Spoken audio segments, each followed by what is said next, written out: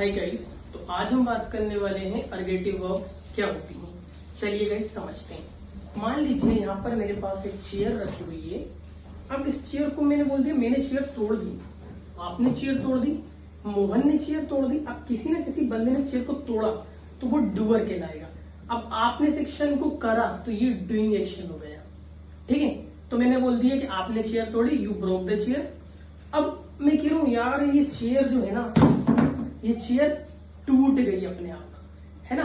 तो इसको बोलते हैं हैपनिंग एक्शन। गिलास चटक गया, वर्क पिघल गया, दूध उबल गया।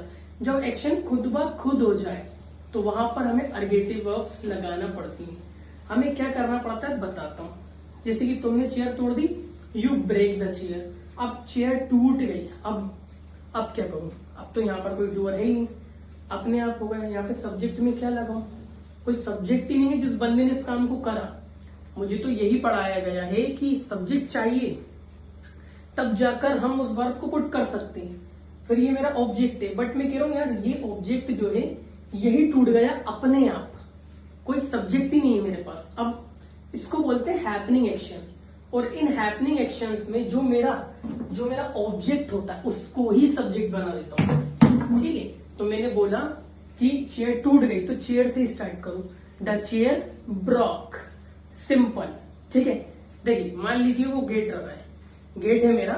अब मैं कह रहा हूं यार दरवाजा, तुमने दरवाजा बंद कर दिया, you closed the door, you closed the door.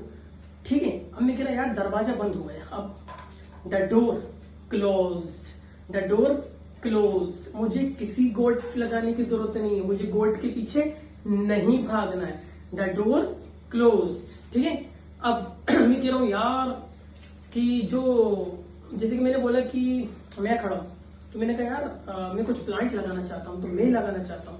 I want to grow some plant.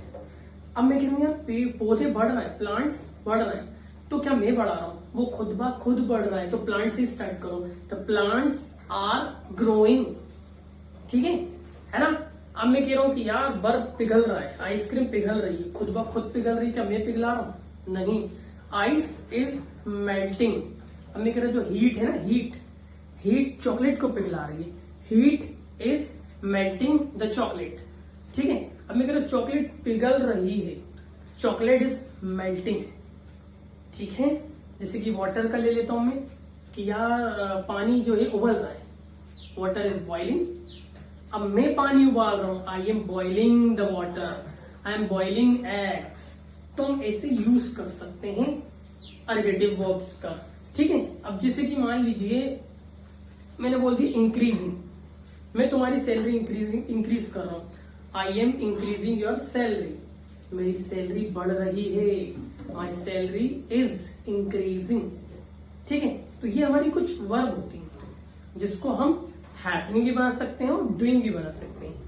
ठीक है, और अगर पर सोचें आप तो क्या हो सकती है बताइए। इसकी एक लिस्ट आती है, एक लिस्ट निकालें, बढ़िया बिंदास लिस्ट से आपको क्लियर समझ में आएगा।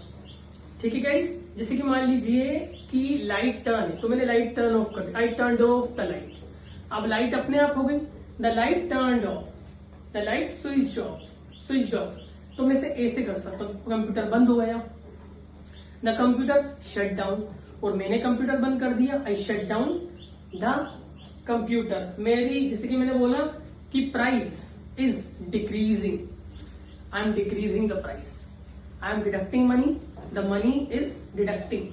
पैसे कट रहे हैं, कोई काट रहा है क्या? नहीं, उस कंडीशन में हम अर्गेटिव वर्ब्स का यूज करना पड़ता है।